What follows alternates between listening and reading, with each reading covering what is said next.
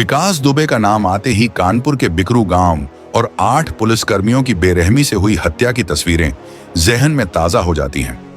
यह कहानी एक ऐसे गैंगस्टर की है जिसने सत्ता, ताकत और डर के बलबूते पर सालों तक कानून की आंखों में धूल झोंकी। लेकिन कहते हैं ना, अपराधी चाहे जितना भी शातिर क्यों ना हो, उसकी किस्मत उसे एक न एक दिन धोखा दे ही देती है। बिकरू गांव में हुए नरसंहार और उसके बाद हुए एनकाउंटर की घटना ने न केवल उत्तर प्रदेश बल्कि पूरे देश को झकझोर कर रख दिया था। विकास दुबे का जन्म उत्तर प्रदेश के कानपुर जिले के बिकरू गांव में हुआ था। वह एक साधारण परिवार से ताल्लुक रखता था, लेकिन उसकी आदतें बचपन से ही अपराध की तरफ झुकी हुई थीं। उसे स्कूल से ज्यादा दिलचस्पी दोस्तों के साथ घूमने और झगड़े करने में थी।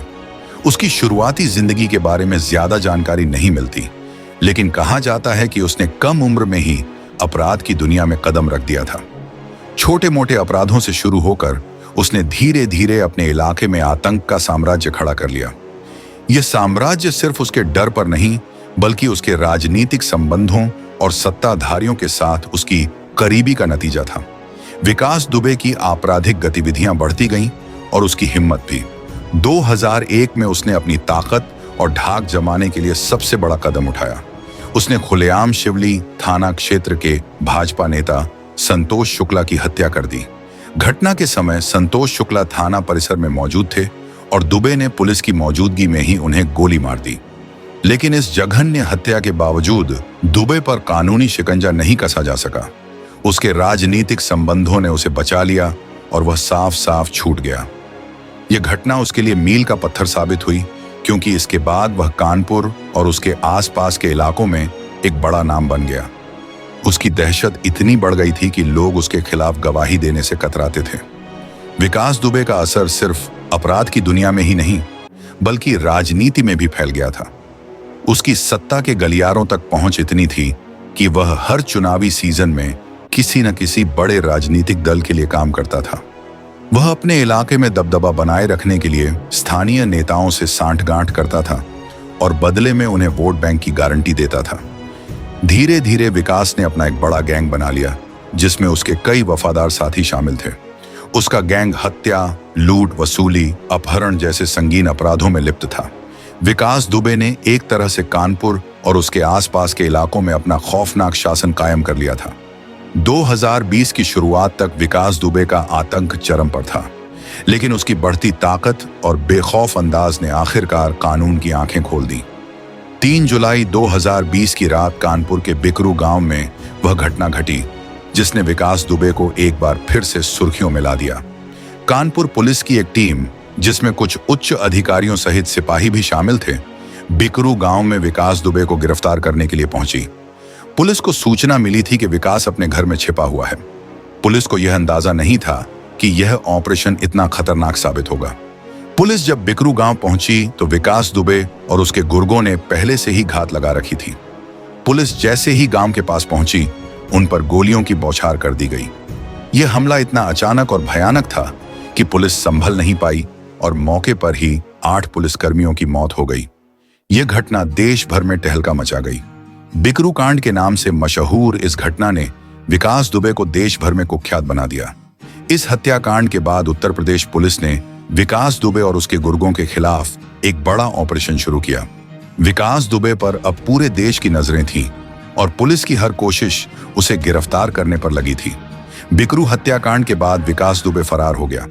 उसने कई राज्यों में पुलिस से बचने की कोशिश की, लेकिन पुलिस भी उसकी तलाश में जी जान से जुट गई। राज्य भर में नाके लगा दिए गए और उसके संभावित ठिकानों पर लगातार छापेमारी की जा रही थी। विकास दुबे की गिरफ्तारी के लिए उत्तर प्रदेश पुलिस ने उस पर इनाम की घोषणा कर दी, लेकिन दुबे बार बार अपनी जगह बदलता रहा और पुलिस को चकमा देता रहा। पुलिस को यह समझ नहीं आ रहा था कि एक ऐसा कुख्यात अपराधी, जिसकी तस्वीरें हर जगह फैली हुई हैं, कैसे भागने में सफल हो रहा है। 9 जुलाई 2020 को आखिरकार खबर आई कि मध्य प्रदेश के उज्जैन में विकास दुबे को देखा गया है। कहा जाता है कि विकास दुबे महाकाल मंदिर में दर्शन करने गया था, जहां मंदिर के गार्ड्स ने उसे पहचान लिया। गार्ड्स ने तुरंत पुलिस को सूचना दी और विकास दुबे को गिरफ्तार कर लिया गया। उसकी गिरफ्तारी ने एक बार फिर मीडिया में हलचल मचा दी। सभी यह जानने के लिए उत्सुक थे कि अब क्या होगा। विकास दुबे को पकड़ने के बाद मध्य प्रदेश पुलिस ने उसे उत्तर प्रदेश पुलिस को सौंप दिया। अब वह कानूनी शिकंजे में था और सभी को उम्मीद थी कि उसे उसके अपराधों की सजा मिलेगी। लेकिन कहानी का सबसे चौंकाने वाला मोड़ तब आया जब उसे कानपुर लाया जा रहा था। पुलिस के अनुसार रास्ते में गाड़ी पलट गई और विकास दुबे ने इस मौके का फायदा उठाकर भागने की कोशिश की। पुलिस ने बताया कि उसने भागते समय उन पर हमला करने की कोशिश की, जिसके जवाब में पुलिस ने उस पर गोलियां चलाईं और मौके पर ही उसकी मौत हो गई। इस एनकाउंटर ने पूरे देश में एक नई बहस छेड़ दी। कुछ लोगों का मानना था कि यह एनकाउंटर एक सोची समझी साजिश थी, जबकि पुलिस ने इसे आत्मरक्षा में की गई कार्रवाई बताया। इस एनकाउंटर के बाद विकास दुबे की कहानी हमेशा के लिए खत्म हो गई, लेकिन उसके पीछे कई सवाल छोड़ गए। क्या वाकई विकास दुबे ने भागने की कोशिश की थी, या यह एनकाउंटर सिर्फ उसे खत्म करने के लिए किया गया था? पुलिस की कहानी पर बहुत से लोगों ने सवाल उठाए, लेकिन सच चाहे जो भी हो, एक खतरनाक अपराधी का अंत हो चुका था। विकास दुबे का यह अंत उसकी पूरी आपराधिक जिंदगी का आईना था, हिंसा, डर और गोलियों से भरी हुई। विकास दुबे का एनकाउंटर भारतीय आपराधिक इतिहास का एक बड़ा अध्याय है। यह घटना न केवल पुलिस और अपराधियों के बीच की लड़ाई को दर्शाती है, बल्कि यह भी दिखाती है कि कैसे अपराध और राजनीति का गठजोड़ समाज को प्रभावित करता है।